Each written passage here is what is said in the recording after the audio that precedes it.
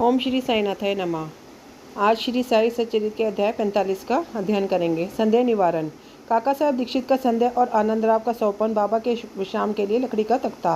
प्रस्तावना। गत 3 अध्यायों में बाबा के निर्वाण का वर्णन किया गया है। इसमें कोई संदेह नहीं है कि अब बाबा का साकार स्वरूप लुप्त हो गया है, परंतु उनका निराकार स्वरूप तो सदैव ही विद्यमान रहेगा। अभी तक केवल उन्हीं घटनाओं और लीलाओं का उल्लेख किया गया है जो बाबा के जीवन काल में घटित हुई थी। उनके स्वामित्व होने के पश्चात भी अनेक लीलाएं हो चुकी हैं और अभी भी देखने में आ रही हैं, जिनसे ये सिद्ध होता है कि बाबा अभी भी विद्यमान है और पूर्व की ही भांति अपने भक्तों की सहायता पहुंचाया करते हैं। बाबा के जीवन काल में जिन व्यक्तियों को उनका सानिध्य या सत्संग प्राप्त हुआ, यथार्थ में उनके भाग्य की सराहना कौन कर सकता है। यदि किसी को फिर भी ऐंद्रिक और सांसारिक सुखों से वैराग्य प्राप्त नहीं हो सका, तो इस दुर्भाग्य के अतिरिक्त और क्या कहा जा सकता है जो उस समय आचरण में लाया जाना चाहिए और अभी भी लाया जाना चाहिए। वह है अन्य भाव से बाबा की भक्ति। समस्त चेतनाओं, इंद्रिय प्रवृत्ति और मन की एकाग्र कर बाबा के पूजन और सेवा की ओर लगाना चाहिए। कृत्रिम पूजन से क्या लाभ? यदि पूजन या ध्यान आदि करने की ही अभिलाषा है तो वह शुद्ध मन और अंतकरण से होनी चाहिए।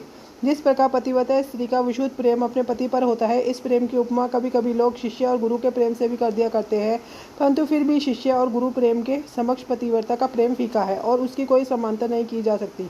माता पिता, भाई या अन्य संबंधी जीवन का ध्येय आत्म साक्षात्कार प्राप्त करने में कोई सहायता नहीं पहुँचा सकते। इसके लिए हमें स्वयं अपना मार्ग अन्वेषण कर आत्मानुभूति के पथ पर अग्रसर होना पड़ता है। सत्य और असत्य में विवेक, अलौकिक तथा पारलौकिक सुखों का त्याग, इंद्रिय निग्रह और केवल मोक्ष की धारणा रखते हुए अग्रसर होना पड़ता है। दूसरों पर निर्भर रहने के बदले हमें आत्मविश्वास बढ़ाना उचित है। जब हम इस प्रकार विवेक बुद्धि से कार्य करने का अभ्यास करेंगे तो हमें अनुभव होगा कि यह संसार नाशवान और मिथ्या है। इस प्रकार की धारणा से संसारिक पदार्थों में हमारी आसक्ति उत्तरोत्तर घटती जाएगी और आत्म में हमें उनसे वैराग्य उत्पन्न हो जाएगा। तब कहीं आगे चलकर यह रहस्य प्रकट होगा कि हम हमारे गुरु के अतिरिक्त दूसरा कोई नहीं है, वरन यथार्थ में ही वह ही सदस्य परमात्मा है और यह सदस्योद्घाटन होता है कि यह दृश्यमान जगत उनका ही प्रतिबिंब है। अतः इस प्रकार हम सभी प्राणियों में उनके ही रूप का दर्शन कर उनका पूजन करना प्रारंभ कर देते हैं और यही समत भाव दृश्यमान जगत से विरक्ति प्राप्त करने वाला भजनीय मूल मंत्र है। इस प्रकार जब हम ब्रह्म या गुरु की अन्य भाव से भक्ति करेंगे तो हमें उनसे अभिन्नता की प्राप्ति होगी और आत्मभूति की प्राप्ति सहज हो जाएगी। संक्षेप में यह है कि सदैव गुरु का कीर्तन और उनका ध्यान करना ही हमें सर्वभूतों में भगवत दर्शन कराने की योग्यता प्रदान करता है और इसी से परमानंद की प्राप्ति होती है। निम्नलिखित कथा इस तथ्य का प्रमाण है। काका साहब दीक्षित का स्नेह और आनंदराव का सौपन। यह तो सर्वविदित है कि बाबा ने काका साहब दीक्षित को श्री एकनाथ महाराज के 2 ग्रंथ श्रीमद्भागवत और भावार्थ रामायण का नित्य पठन करने की आज्ञा दी थी। काका साहब इन ग्रंथों का नियम पूर्वक पठन बाबा के समय से करते आए हैं और बाबा के समाधिस्थ होने के उपरांत अभी भी उस प्रकार अध्ययन कर रहे हैं। एक समय चौपाटी बम्बई में काका साहब प्रातःकाल एकनाथी भागवत का पाठ कर रहे थे। माधवराव देशपांडे, श्यामा और काका महाजनी भी उस समय वहाँ उपस्थित थे तथा यह दोनों ध्यानपूर्वक पाठ श्रवण कर रहे थे। उस समय 11वें स्कंद के द्वितीय अध्याय का वाचन चल रहा था, जिसमें नवनाथ अर्थात ऋषभ वंश के सिद्ध यानी कवि हरि, अंतरिक्ष प्रबोध, पिपलायन, अभिहोत्र, दुर्मिल, चपमस और करभाजन का वर्णन है, जिन्होंने भागवत धर्म की महिमा राजा जनक को समझाई थी। राजा जनक ने इन नवनाथों से बहुत महत्वपूर्ण प्रश्न पूछे और इन सभी ने उनकी शंकाओं का बड़ा संतोषजनक समाधान किया था। अर्थात कवि ने भागवत धर्म, हरि ने भक्ति की विशेषताएं, अंतरिक्ष ने माया क्या है, प्रभुत ने माया से मुक्त होने की विधि, पिपलायन ने परब्रह्म के स्वरूप, अभिहोत्र ने कर्म के स्वरूप, दुर्बिल ने परमात्मा के अवतार और उनके कार्य, चमस ने नास्तिक की मृत्यु के पश्चात की गति, एक करभाजन ने काल में भक्ति की पद्धतियों का यथाविधि वर्णन किया। इन सब का अर्थ यही था कि कलयुग में मोक्ष प्राप्त करने का एकमात्र साधन केवल हरि कीर्तन या गुरु चरणों का चिंतन ही है। पठन समाप्त होने पर काका साहब बहुत निराशपूर्ण स्वर में माधवराव और अन्य लोगों से कहने लगे कि नाथों की भक्ति पद्धति का क्या कहना है, परंतु उसे आचरण में लाना कितना दुष्कर है। नाथ तो सिद्ध थे, परंतु हमारे समान मूर्खों में इस प्रकार की भक्ति का उत्पन्न होना क्या कभी संभव हो सकता है? अनेक जन्म धारण करने पर भी वैसी भक्ति की प्राप्ति नहीं हो सकती है, तो फिर हमें मोक्ष कैसे प्राप्त हो सकेगा? ऐसा प्रतीत होता है कि हमारे लिए तो कोई आशा ही नहीं है। माधवराव को यह निराशावादी धारणा अच्छी नहीं लगी। वह कहने लगे कि हमारा अहोभाग्य है कि जिसके फलस्वरूप ही हमें साई सदस्य अमूल्य हीरा हाथ लग गया है।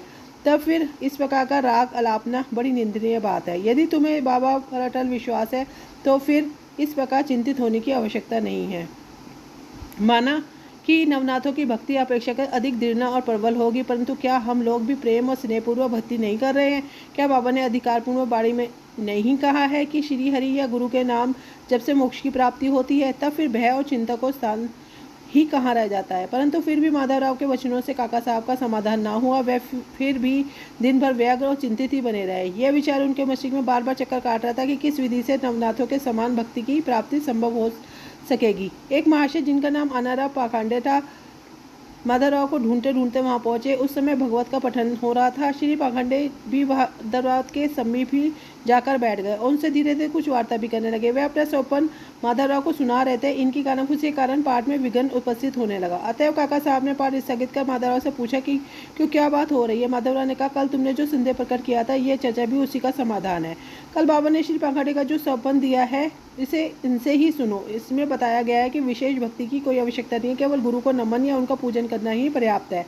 सभी को सपन सुनने की उत्कंठा थी और सबसे अधिक काका साहब को। सभी के कहने पर श्री पाखंडे अपना सपन सुनाने लगे, जो कि इस प्रकार है। मैंने देखा कि मैं एक अथाह सागर में खड़ा हुआ हूँ, पानी मेरी कमर तक है और अचानक ही जब मैंने ऊपर देखा तो साईं बाबा के श्री दर्शन हुए।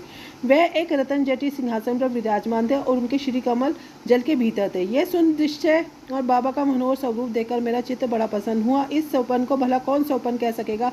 मैंने देखा कि माधवराव भी बाबा के समीप ही खड़े हैं और उन्होंने मुझसे भावुकता पूर्वक शब्दों में कहा है कि आनंदाव, बाबा के श्री चरणों पर गिरो। मैंने उत्तर दिया कि मैं भी तो यही करना चाहता हूँ, परंतु उनके श्री चरण तो जल के भीतर है। अब बताओ कि मैं कैसे अपना शीश उनके चरणों पर रखूँ? मैं तो निस्सहाय हूँ। इन शब्दों को सुनकर श्यामा ने बाबा से कहा, अरे देवा, जल में से कृपा कर अपने चरण बाहर निकालिए ना। बाबा ने तुरंत चरण बाहर निकाले और मैंने उससे तुरंत लिपट गया।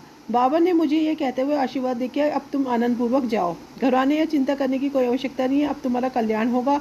उन्होंने मुझसे यह भी कहा कि एक जरी के किनारों की धोती मेरे श्यामा को दे देना, उससे तुम्हें बहुत लाभ होगा। बाबा की आज्ञा को पूर्ण करने के लिए श्री पाखंडे धोती लाए और काका साहब से प्रार्थना की, कृपा करके इसे माधवराव को दे दीजिए। परंतु माधवराव ने उसे लेने से स्वीकार नहीं किया। उन्हें कहा कि जब तक बाबा से मुझे कोई आदेश या अनुमति प्राप्त नहीं होती, तब तक मैं ऐसा करने में असमर्थ हूँ। कुछ तर्क के पश्चात काका ने देवी आदेश सूचक पर्चियाँ निकालकर इस बात का निर्णय करने का विचार किया। काका साहब का यह नियम था कि जब उन्हें कोई संदेह होता था तो वे कागज़ की 2 पर्चियों पर स्वीकार अस्वीकार लिखकर उसमें से एक पर्ची निकालते और जो कुछ उत्तर प्राप्त होता उसके अनुसार ही कार्य किया करते थे। इसका भी निपटारा करने के लिए उन्होंने उपयुक्त विधि के अनुसार 2 पर्चियाँ लिखकर बाबा के चित्र के समक्ष रखकर एक अबोध बालक की उसमें से एक पर्ची उठाने को कहा। बालक द्वारा उठाई गई पर्ची जब खोलकर देखी गई तो वह स्वीकार सूचक पर्ची ही निकली और जब माधवराव को धोती स्वीकार करनी पड़ी। इस प्रकार आनंदराव और माधवराव संतुष्ट हो गए। काका साहब का भी संदेह दूर हो गया। इससे हमें शिक्षा मिलती है कि हम अन्य संतों के वचनों का उचित आदर करना चाहिए, परंतु साथ ही साथ यह भी परम आवश्यक है कि हमें अपनी माँ अर्थात गुरु पर पूर्ण विश्वास रख उनके आदेशों का अक्षर पालन करना चाहिए, क्योंकि अन्य लोगों की अपेक्षा हमारे कल्याण की उन्हें अधिक चिंता है। बाबा के निम्नलिखित वचनों को हृदय पटल पर अंकित कर लो। इस विश्व में संकेत संत है, परंतु अपना पिता गुरु ही और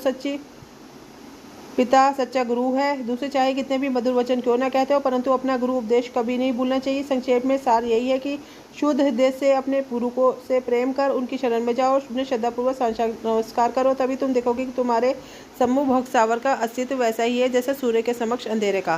बाबा की शयन शैया लकड़ी का तख्ता। बाबा अपने जीवन के बाद में एक लकड़ी के तख्ते पर शयन किया करते थे। वह तख्ता 4 हाथ लंबा और 1 बीता चौड़ा था, जिसके चारों कोनों पर 4 मिट्टी के जलते दीपक रखे जाते थे। पश्चात बाबा ने उसके टुकड़े टुकड़े कर डाले, जिसका वर्णन गत अध्याय 10 में हो चुका है। एक समय बाबा उस पटिया की महत्ता का वर्णन काका साहब को सुना रहे थे, जिसको सुनकर काका साहब ने बाबा से कहा, यदि अभी भी आपको उसमें विशेष स्नेह है तो मैं मस्जिद में एक दूसरी पटिया लटकाए देता हूँ, आप सुखपूर्वक उस पर शयन किया करिए। तब बाबा ने कहा कि अब मालसापति को नीचे छोड़कर मैं ऊपर नहीं सोना चाहता। काका साहब ने कहा, यदि आज्ञा हो तो मैं एक और तख्ता मालसापति के लिए टांग दूं।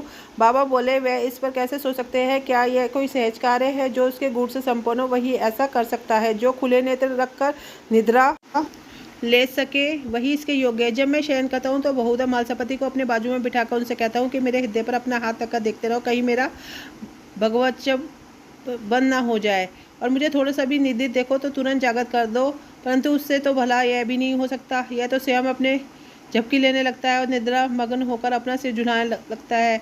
और जब मुझे भगत का हाथ पत्थर सब भारी प्रतीत होने लगता है तो मैं जोर से पुकार उठता हूँ, ओ भगत। तब कहीं वह घबरा कर नेत्र खोलता है, तो जो पृथ्वी पर अच्छी तरह से बैठ सो नहीं सकता, जिसका आसन सिद्ध नहीं है और जो निद्रा का दास है, वह क्या सब तख्ते पर सो सकेगा। अन्य अनेक अवसरों पर वे भक्तों के स्नेहवश ऐसा कहा करते थे कि अपना अपने साथ और उसका उसके साथ। तो इसी के साथ साई चरित का 45वां अध्याय पूर्ण होता है। श्री सद्गुरु साईनाथापरवस्तु शुभम भवतु। साई नारायण नारायण हरि हरि। ओम साईनाथाय नमः। आपका दिन शुभ हो।